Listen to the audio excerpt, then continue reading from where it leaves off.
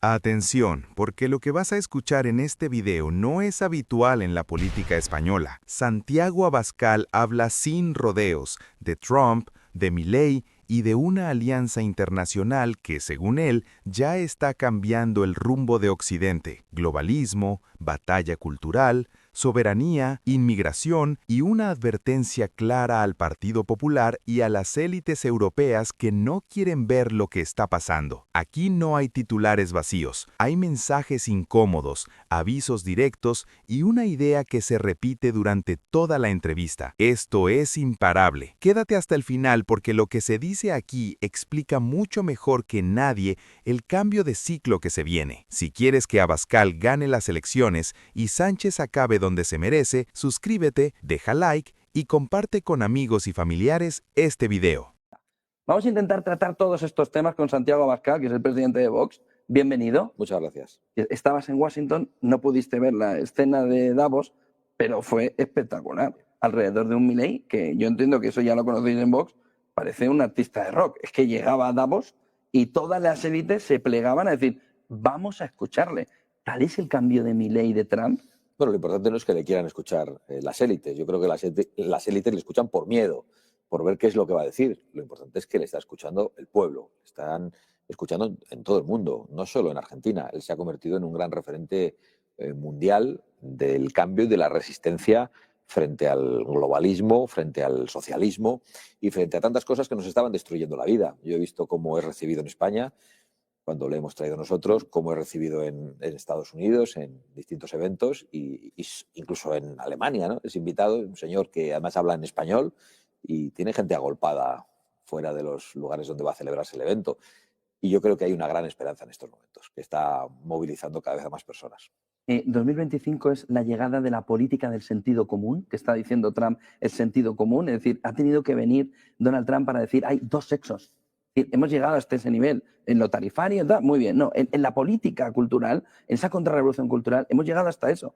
¿Es la vuelta del sentido común a la política? Absolutamente. Yo escuché en directo esa referencia a la victoria de la revolución del sentido común, así lo calificó Donald Trump en su toma de posesión, y la verdad es que me sentí muy reconfortado porque veníamos mucho tiempo hablando en España de ese concepto, del sentido común. A nosotros nos han etiquetado de mil maneras, ¿no? Nos han llamado de todo menos bonitos, han intentado retorcer el mensaje de Vox, empequeñecerlo, caricaturizarlo, etiquetarlo, pero en realidad nosotros estamos diciendo cosas que sabemos que piensa una inmensa mayoría del pueblo español, en todos los órdenes, en la economía, que no puede estar basada en unos impuestos confiscatorios, en la educación, que es algo que tienen que poder elegir los padres sin que entren los lobbies a los colegios a corromper a los menores, en la defensa de las fronteras, porque las fronteras son las paredes de nuestra patria y como uno defiende su casa tiene que defender sus fronteras. Es decir, cosas que no son ni de ultraderecha, ni de derecha, ni de nada, son de sentido común.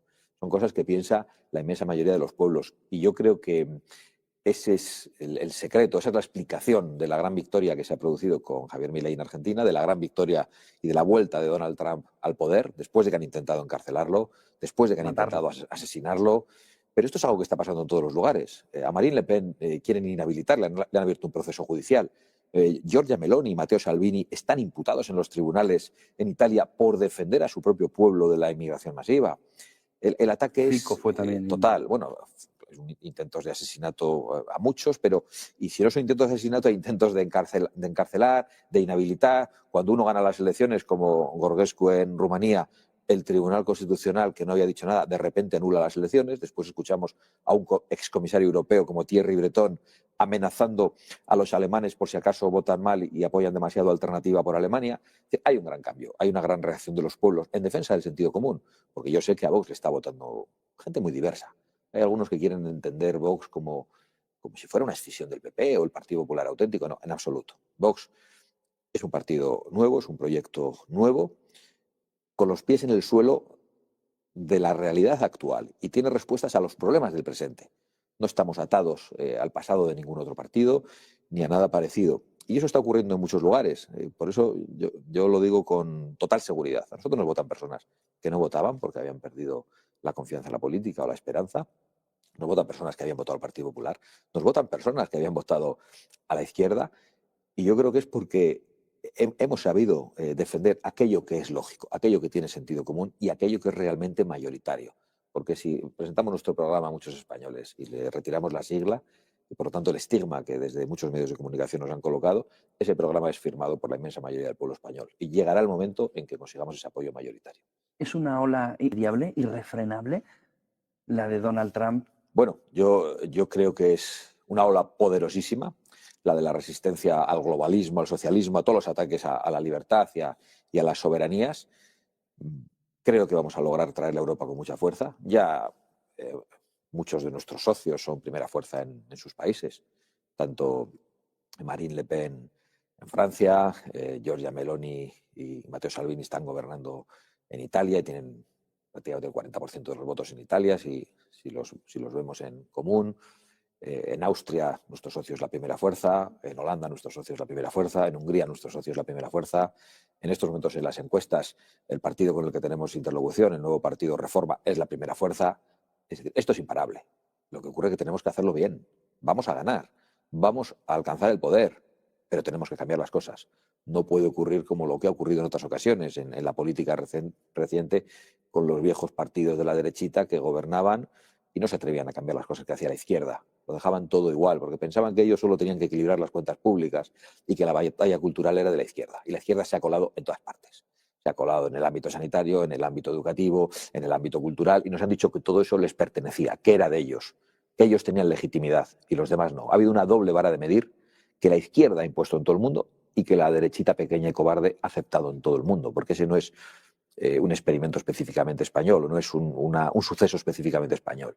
Y yo creo que eso va a cambiar de una manera extraordinaria. Por eso digo que es un momento de gran esperanza. ¿Está decepcionado a nivel europeo una parte de la población porque el Partido Popular Europeo se haya lanzado alrededor del Partido Socialista en lugar de haber intentado gobernar con la parte de la derecha? Es decir, si hay un movimiento, parece claro, ¿no?, de ventana de Overton que se va moviendo alrededor de la aceptación de una política de la derecha, donde el Partido Popular va caminando hacia el centro, y hay un movimiento, sobre todo impulsado por Meloni, pero impulsado también por Vox aquí en España, que va moviéndonos la ideología o esa parte de la derecha más hacia una posición centrada, llevando al Partido Popular en el centro. Se entiende que von der Leyen haya tomado el camino de, pues aquí, por ejemplo, en España, buscar, por ejemplo, a Teresa Rivera, en lugar de haber llegado a acuerdos con patriotas y con el partido europeo de Giorgia Meloni. ¿No se podía haber hecho un triunvirato para poder haber cambiado, al igual que está haciendo Trump en Estados Unidos, también la fotografía en Europa? Porque estaba al alcance de la mano. Es que el Partido Popular Europeo, que está integrado por distintos partidos populares, pero donde los que tienen más fuerza son precisamente los del Partido Popular alemán y los del Partido Popular español, se ha caracterizado por los acuerdos con los socialistas. Hace un año y medio vimos los debates de Sánchez y Feijóo le ofrecía permanentemente acuerdos al señor Pedro Sánchez. Yo creo que es un gran error, pero es lo que han hecho. Han llegado a acuerdos, además, en un momento en España en el que el gobierno está envuelto en corrupción, hundido hasta las cejas. Han llegado a acuerdos en el reparto de todas las instituciones y a la vez han llegado a acuerdos en Europa. Luego hacen como que se pelean por lo de Teresa Rivera, pero es una estafa. Es algo de tal gravedad el nombramiento de Teresa Rivera por parte del Partido Popular Europeo que debería implicar, si al Partido Popular Español le molesta, la salida de ese grupo. No lo han hecho. Y es especialmente grave lo que ha hecho von der Leyen, que es la principal socia bueno, no sé si de Feijóo o de Sánchez. No sé en realidad de quién es socia, ¿no? Depende de si está en campaña o no. Claro, porque en campaña viene aquí, apoya al PP, pero luego hace lo que quiere Pedro Sánchez en Europa. ¿Por qué? Porque en realidad representan cosas parecidas, pero hay una mayoría alternativa en Europa. Hoy hay tres grupos que están en el ámbito patriótico y soberanista en Europa. Uno es el que nosotros representamos, Patriots, que es el tercer grupo de la Cámara. Primero son los populares, luego los socialistas, luego está nuestro grupo Patriots, después está el grupo de conservadores y reformistas, en el que están nuestros colegas italianos con Giorgia Meloni y con Mateusz Morawiecki de Polonia, que también es un aliado nuestro, y después hay un grupo más pequeño de soberanistas. Esos tres grupos juntos serían la segunda o la primera fuerza de la Unión Europea. Pero realmente ya hay una mayoría alternativa entre esos grupos patrióticos y soberanistas que podrían sumarse al Partido Popular. Pero no sucede. No sucede porque el Partido Popular sigue anclado al acuerdo con el Partido Socialista. El Partido Popular no se ha enterado de lo que está pasando en el mundo. Es increíble porque han promovido la inmigración masiva, han destruido las sociedades europeas, se avanza hacia un proceso de islamización creciente, de inseguridad total, de una situación peligrosa para las mujeres, de colapso de los servicios públicos. y parece que son incapaces de detenerlo. Están atónitos, están congelados en la inacción. Y nosotros tenemos que llamarles la atención. Tenemos que decirles que hay una mayoría alternativa, que las cosas se pueden cambiar, como han empezado a cambiarse drásticamente en Argentina, en el orden económico y en el orden cultural, y como están empezando a cambiarse en Estados Unidos desde el primer minuto, con un Donald Trump firmando órdenes ejecutivas y dándose cuenta de que tiene que hacer no solo la batalla económica, la batalla política, sino la batalla cultural total en su territorio y en todo el mundo. Y es una batalla que vamos a ganar, pero hay que ganar en el tiempo. Por eso decíamos, esto es imparable, ¿no? Enfrente hay un enemigo de la libertad, un enemigo de la soberanía de las naciones, que se ha organizado internacionalmente, que ha copado todos los foros internacionales, como la ONU, como la Organización Mundial de la Salud, que los han puesto al servicio del globalismo y en contra de las soberanías, que han creado a la vez en Hispanoamérica entidades criminales como el Grupo de Puebla y el Foro de Sao Paulo. Es decir, ellos se han puesto de acuerdo por encima de pequeñas diferencias. Recordemos el debate electoral entre Pedro Sánchez, Yolanda Díaz y yo mismo. Ellos pues, tenían los papeles repartidos, no tenían ningún problema en comparecer juntos, en mostrar que iban a pactar. El señor Feijóo se quedó en casa, no quería aparecer a mi lado. Mientras ellos han sido capaces de ponerse de acuerdo en todo, la derechita pequeña en toda Europa y en todo el mundo, lo único que ha tenido es miedo a la izquierda y ha sido incapaz no solo de darles esa batalla cultural, sino de plantear mayorías alternativas que existen y que tienen apoyos populares. Pero bueno, eso va a cambiar con el desplome de los que no han atrevido a hacerse lo que había que hacer y con el crecimiento de aquellos que nos hemos dado cuenta de que la revolución del sentido común es por lo que hay que luchar y va a ser victoriosa. Viniendo ya aquí al capítulo de Nacional, aquí en España, y retrotraigo para atrás a una vez que estuvimos juntos, cuando vino Milei a La Razón, y Milei a mí me llamó mucho la atención porque había en ese auditorio había una gran parte de la derecha española y de la derecha empresarial, había parte del PP, pero no estaba Feijóo, como líder estaba Santiago Abascal, estabas tú, pero no había mucho más.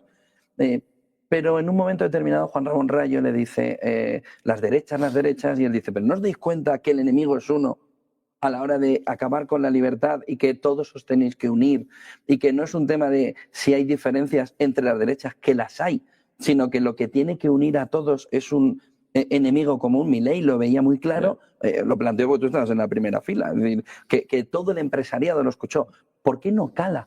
Bueno, Que las en derechas realidad tienen que estar limando sus diferencias para intentar... Es que si no, no van a gobernar nunca. En realidad, la pregunta que hacía tres veces consecutivas, Sí. la persona a la que te has referido, iba en la línea de buscar contradicciones entre Milei y Vox. Sí. Iba a decir, y quería buscar pues, cosas en las que podemos no estar de acuerdo. Que efectivamente seguro que hay cosas en las que no estamos de acuerdo. Pero bueno, yo soy amigo de Javier Milei, tengo una extraordinaria coincidencia ideológica. Y lo dijo él. No, es que él dijo, mire, en primer lugar, Es el único que me recibía. dijo de una forma un poco más exagerada, incluso a mí me sorprendió, dijo, cuando yo era un ser despreciable, Sí. el único que me abrazó fue Santiago Abascal. Es verdad que le trajimos a España Al y vivo. dio un meeting para 20.000 personas y, según él cuenta, eso significó el fin de la cancelación en Argentina y que empezaron a llamarle a los medios de comunicación. Y después le dijo, pero mire, yo me doy cuenta que la política es un juego de suma cero. Si los zurdos tienen el poder, eso significa que no lo tenemos nosotros. Por lo tanto, no me hable de pequeñas diferencias. Y yo creo que ese es un gran mensaje. Porque efectivamente hay, Pero no ha calado, hay Santiago. diferencias. Yo creo que cala en la población. La población lo sabe, la población lo quiere. Pero no, por ejemplo, en el Partido Popular. Pero no cala en los líderes del Partido Popular que están mirando más al Partido Socialista. Y que están con la ensoñación de sus viejas mayorías absolutas. Eso no va a volver a ocurrir. Eso ha desaparecido. ¿Por qué? Porque hay mucha gente que confía en otra forma de hacer política, que quiere defender sus principios de una manera más clara, que confía en nosotros o en otros. Yo no estoy aquí defendiendo una sigla, sino un espacio político que existe, que defiende lo que es lógico para la gente corriente, y es un espacio político que no va a desaparecer. Se llame Vox o se llame como se llame, no va a desaparecer ni en España, ni va a desaparecer en Europa.